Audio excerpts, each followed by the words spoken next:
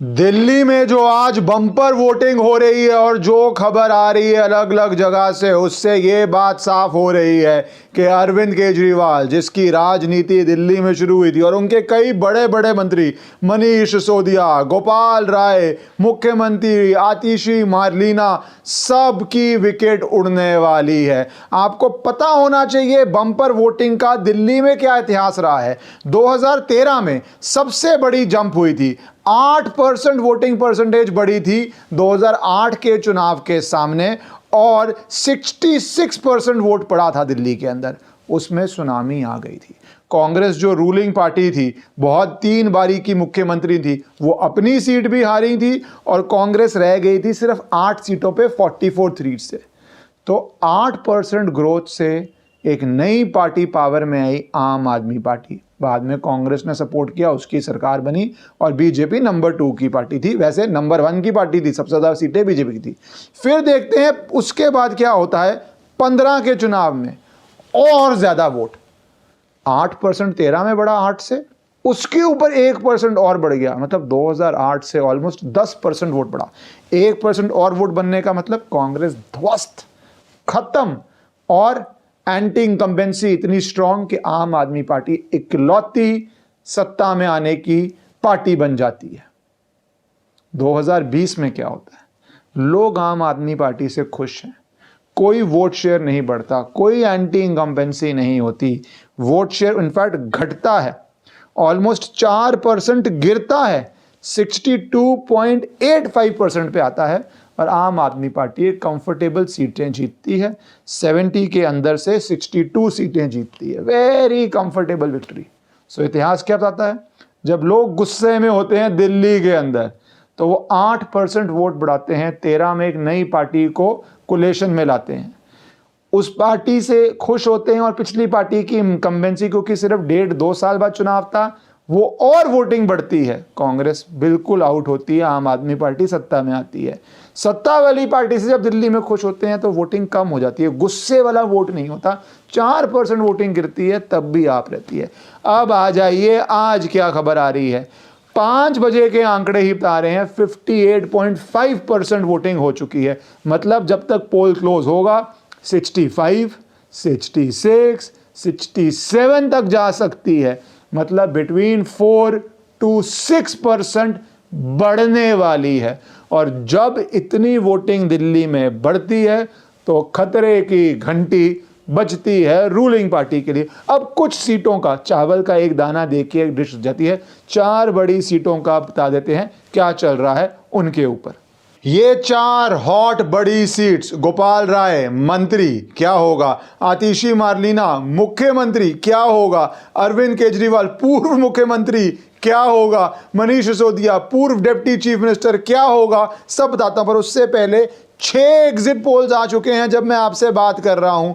6 के अंदर वही हो रहा है जो मैंने आपको बताया कि 4 से 6% अगर वोटिंग बढ़ेगी तो वो गुस्से का वोट होता है, जो इतिहास सुन चुके हैं आप, तो सुन लीजिए फिर भी क्या हो रहा है।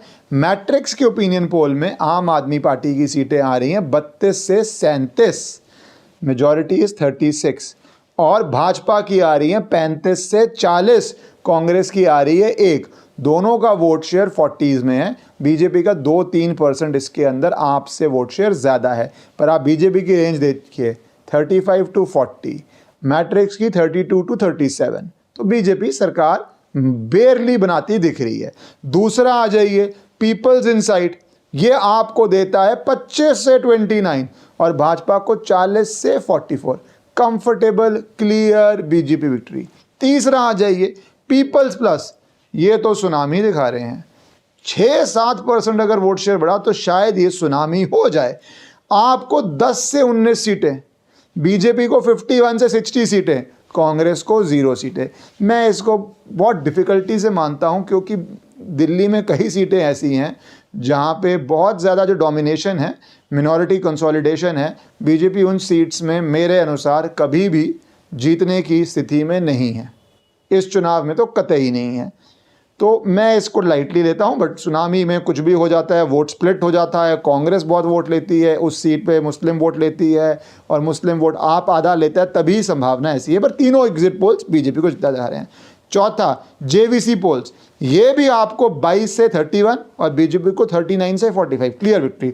रिपब्लिक भारत 32 to 37 आप और भाजपा 35 से 40। पी मार्क आप 21 से 31, बीजेपी 39 से 49। सो आप देखिए 6 एग्जिट पोल, और एग्जिट पोल पे प्रेशर बहुत है, वो बहुत बारी गलत साबित हो चुके हैं।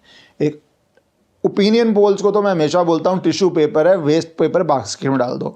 एग्जिट पोल्स की कुछ हद तक गरिमा थी, वो पिछले चुनावों में बिल्कुल डिस्ट्रॉयड हुई है। अब वो जो पिछले चुनावों में इस तरह डिस्ट्रॉयड हो चुकी है, तो यहाँ पे सवाल आता है कि बहुत लोगों पे, क्योंकि बड़ा बिजनेस भी है, अब कोशिश है कि वो सही एग्जिट पोल दिखाएं। चुनाव हो चुका है, रिजल्ट तो चेंज होगा नहीं, कि कम से कम उनकी क्रेडिबिलिटी आए, उनको बड़ी बड़ी कंपनीज अपना रिसर्च दें, नेता तो छोड़िए, बड़ी बड़ी कंपनी भी अपना रिसर्च दें। पर ऐसा होगा तभी जब वो सही होंगे। इसलिए कमर्शियल लॉजिक है राइट होने का, अब है नहीं है मुझे नहीं पता, मैं तो बता रहा हूँ दिल्ली में क्या चर्चा चल रही है। 6 के 6 एग्जिट पोल आपको हारता दिखा रहे हैं, बीजेपी को जीतता दिखा रहे हैं। डायरेक्शन सबकी एक है, डायरेक्शन की लिमिट्स अलग अलग हैं। अब आ जाते हैं इन बड़ी सीट पे। एक सीट जो मैंने बोला, जिससे मैं शुरू करना चाहता हूँ गोपाल राय की, क्योंकि ये एक बड़ा इलस्ट्रेटिव सीट है। इस सीट का जब आप पिछला इतिहास देखेंगे तो आप पाएंगे कि जब यहाँ पे, क्योंकि मुस्लिम अच्छी खासी संख्या में है, 2008 में भी चले जाइए प्री डिलिमिटेशन, तब भी आपको पड़ेगा कि इस सीट पे जब जीत की बात हो रही थी तो नरेश गौर बीजेपी के जीते थे, उनको वोट थे सिर्फ 31,000 2008 में। सीट अलग थोड़ी सी थी पर थोड़ा सा सेम भी होती है। बीएसपी से हाजी दिलशाद अली वो नंबर 2 थे 28,000 वोट्स पे, और कांग्रेस से अनिल कुमार वशिष्ठ थे 21,000 पे। तो कांग्रेस और बीएसपी में वोट बटा था, बीजेपी जीत गई थी। 13 में फिर यही हुआ कि बीएसपी की जगह वोट बटा, जाकिर खान कांग्रेस से लड़े, बाबरपुर सीट का नाम है, और उनको मिले 29,000 वोट। आप से लड़े गोपाल राय जो हारे थे, जो वर्तमान में मंत्री हैं, उनको मिले 25,000। बीजेपी फिर जीत गई, क्योंकि दोनों का वोट स्प्लिट, बीजेपी को 31 की जगह 34 मिले। अब आया 15, सारा वोट कांग्रेस का ले जाती है आम आदमी पार्टी। जाकिर खान जो कांग्रेस से लड़ते हैं उनको सिर्फ 9,900 वोट मिलते हैं, आम आदमी पार्टी के गोपाल राय को 76,000 मिलते हैं और बीजेपी को 40,000 मिलते हैं, और वो कंफर्टेबल जीतते हैं। 20 में बीजेपी अब 51,000 वोट पे पहुंच गई है, कांग्रेस बिल्कुल डाउन 5,000 पे पहुंच गई है, गोपाल राय 84,000 ले आते हैं। तो यहाँ पे तो सबसे बड़ा सवाल इस पे टिका है, जिस तरह के वोटर है, कि कांग्रेस कितना वोट ले रही है इस बड़ी सीट पर। कई लोग कह रहे हैं कि कांग्रेस मुस्लिम वोट अच्छा ले रही है। बीजेपी 51 पे पहुंच चुकी है, थोड़ी एंटी इनकम्बेंसी जोड़ी, बीजेपी 55, 56, 57 पे पहुंच सकती है। और अगर कांग्रेस ने इस सीट पे, कई सीटें ऐसी हैं जहां पे बीजेपी अकेले नहीं हरा सकती, क्योंकि वहां पे जिस तरह की वोटिंग कॉम्पोजिशन है, उनकी सीट कांग्रेस अगर वोट ले रही है, और ले रही है, तो विकेट उड़ सकती है। नहीं तो अगर बीजेपी हराओ वोट पड़ता है इस सीट के ऊपर, तो बच भी सकती है। पर जो बाकी 3 सीटें हैं उस पर हालत इससे भी खराब है। नई दिल्ली, अरविंद केजरीवाल, कांटे की टक्कर है, बहुत बुरी तरह सीट फंसी हुई है। आपको पिछले आंकड़े पता है कि वो बहुत कंफर्टेबल जीतते थे, सिवाय 2013 की सुनामी में, जब वो शीला दीक्षित को हरा के सिटिंग मुख्यमंत्री को हरा देते हैं। 15 भी कंफर्टेबल जीतते हैं, 13 भी कंफर्टेबल जीते थे, बड़े मजे जीते थे, 20 भी जीते थे। इस बारी हर व्यक्ति जो वहाँ पे गया है, सब कह रहे हैं बहुत क्लोज फाइट है। वहाँ पे भी किस्मत अटकी हुई है संदीप दीक्षित पे, कि संदीप दीक्षित को कितना वोट पड़ता है। दूसरी, वहाँ पे अच्छी खासी संख्या है दलित कम्युनिटी की, वहाँ पे बहुत आउटरीच किया है प्रवेश वर्मा ने, जो कैंडिडेट हैं, बहुत एफर्ट किया है, बहुत फोकस किया है। बीजेपी ने कुछ स्कीमें भी लाई हैं, कुछ पे कमीशन की जैसे अनाउंसमेंट थी, तो सरकारी भी वहाँ पे बहुत सारे हैं, और एक कांटे की टक्कर का फाइट है। टू क्लोज टू कॉल है, बहुत कठिनाई होती है बोलने में कि मुख्यमंत्री अपनी सीट हार सकता है, जो लोग फीडबैक देते हैं। पर अंत में जब 2-3 सवाल पूछें तो लगता यही है कि मुख्यमंत्री अपनी सीट हार रहे हैं। आतिशी मारलीना की सीट भी बहुत इंटरेस्टिंग है, क्योंकि वहाँ पे जो चुनाव लड़ रहे हैं रमेश बिधूरी, बहुत बड़ी टीम है, बहुत फोकस से चुनाव लड़ रहे हैं, बहुत बढ़िया चुनाव लड़ रहे हैं।